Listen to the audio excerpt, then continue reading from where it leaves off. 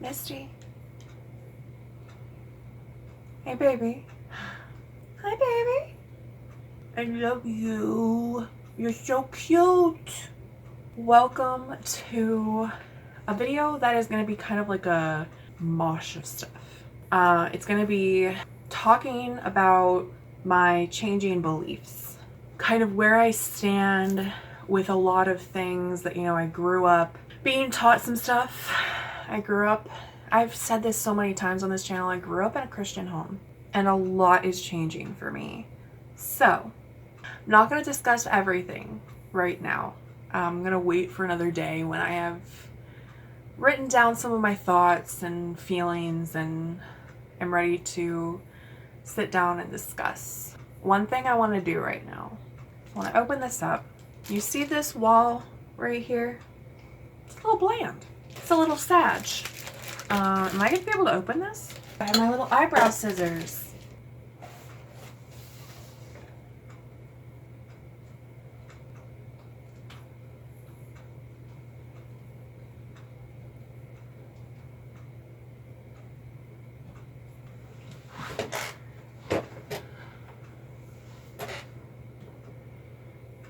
I'm nervous to see what the response will be to that. I have a little one right there. But this is quite the statement.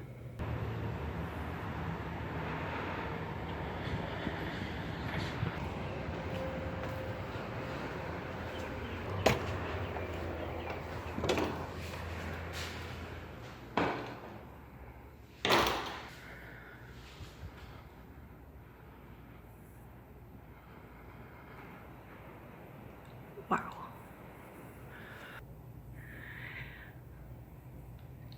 This feels wrong. I'm super overexposed, but I can't figure out how to fix it. Hello. Welcome to a discussion that I've wanted to have for a long time.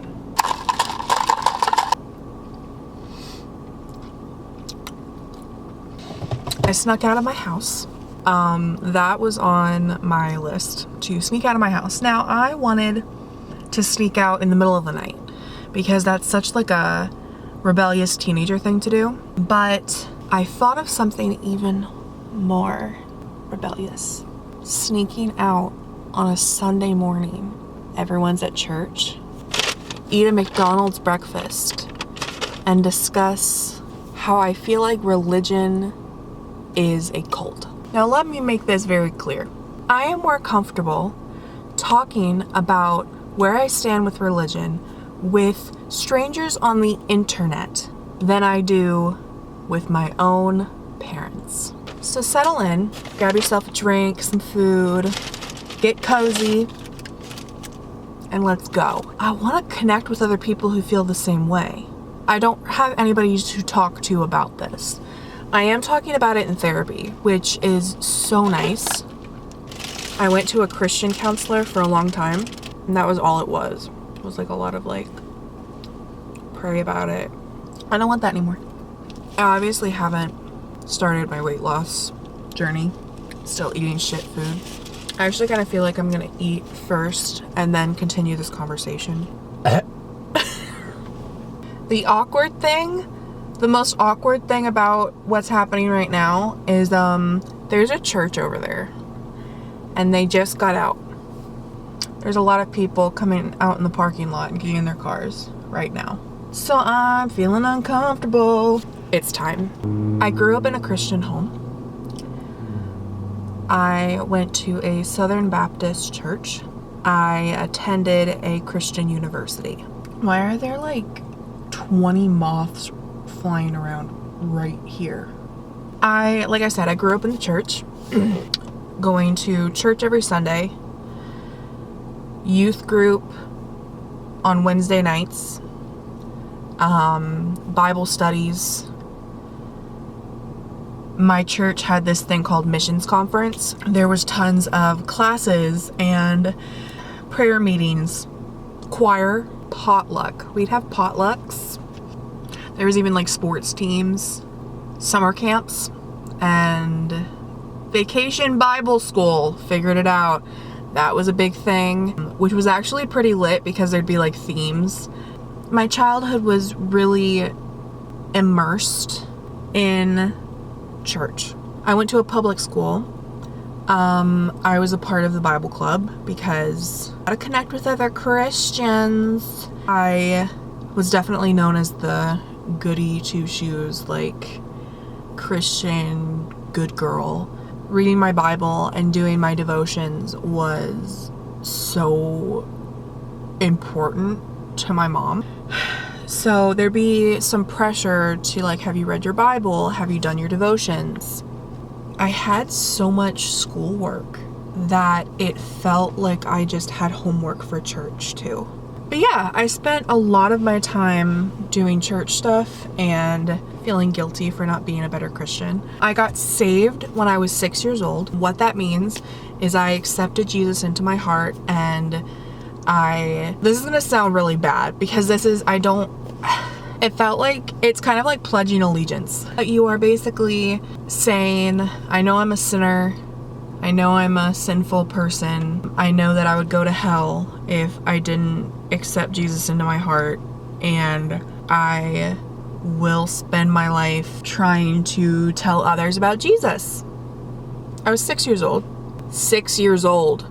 A 6-year-old contemplating, if I die, I'm gonna go to hell, and I don't want to. That scares me.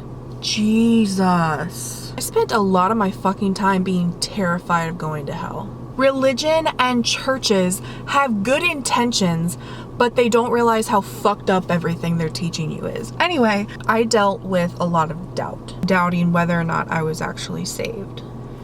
Because I would do something that was wrong and be like, obviously, if I'm doing something that's wrong, I'm not really a Christian. I'm not really saved. So I would doubt my Christianity a lot. I'm just gonna say it. I feel like I was brainwashed. There were so many rules and regulations, and also there were so many unspoken things. There's a lot of unspoken rules and regulations with Christianity, and I feel like there's a lot of stuff that the church or like higher ranking members of the church know that these things are like unspoken and kind of assumed, but nobody will talk about them. Of course, a huge thing is no sex before marriage. But here's the thing. Imagine a good Christian couple. They've spent their entire life being told that sex before marriage is bad. There is an unspoken underlying feeling that sex itself is bad. I know I'm not the only one that had that unspoken underlying feeling. What happens? They get married. It is then legal. You're telling me that they're gonna go have sex and not immediately feel dirty and struggle with that feeling of like, dude, I just feel like I did something immoral. Nobody likes to address it because it requires talking about sex. And oh goodness golly gee, don't do that, not in church. This is hard to explain. I think people who grew up in the church and who grew up with this sort of thing will get it. And then there's this side where it's like, love everyone, even if you don't approve of what they do. But then there's this pressure to try to preach to them, to try to convert them. I had a friend that lived in my neighborhood, so we rode the bus together to school. We had such a good time on the bus. We would fucking laugh the entire time. We were shitheads, just stupid as fuck.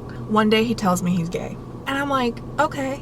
In the back of my mind, you know that the Bible says it's wrong, but I was like, I don't want to say that. I could tell that this was hard for him to tell me. But then I spent a lot of time feeling guilty and feeling like I didn't know what to do because I'm like, can I still be friends with him? That's fucked up. I've come to recognize that growing up, there was a lot of things that I was taught in church, and whenever whenever I'd think about them, I'd roll my eyes. I think that was the first time when my friend told me he was gay that I was faced with, what do you believe about this? Now, sitting here at 26 years old, I am sitting here like, where the fuck do I stand with this? And also, what's my sexuality? I have never questioned my sexuality because growing up, I was told that that was wrong. I have decided I don't know is my answer. The fact that I'm just now reaching a point in my life where I'm like, where do I stand with this? Is huge. I don't have to figure it out right now. I can say I don't know. I personally feel like religion is a cult. I also have a story time on my channel where I talk about something that my church did that I'm realizing is like a fucking horror story. My church did this thing called Judgment House. First of all, Judgment House? Who approved that shit? Did nobody really think this through? Like, I understand that, like, it's a play, it's an artistic expression, but that shit's fucking traumatizing, and you shouldn't be allowing kids or teenagers to go through that, because all it's gonna do is be like, we're gonna scare you into getting saved. I have wanted to scream it from the rooftops for a long time now that I am so angry about being raised a Christian because I feel like I was brainwashed. But like I said, I don't know how much of this rant is going to end up in this video, but I do believe I'm gonna be talking about this more, and I'm gonna try to share my journey with you guys because I know I'm not the only one that feels this way. Religion's a cult, man, and that's that.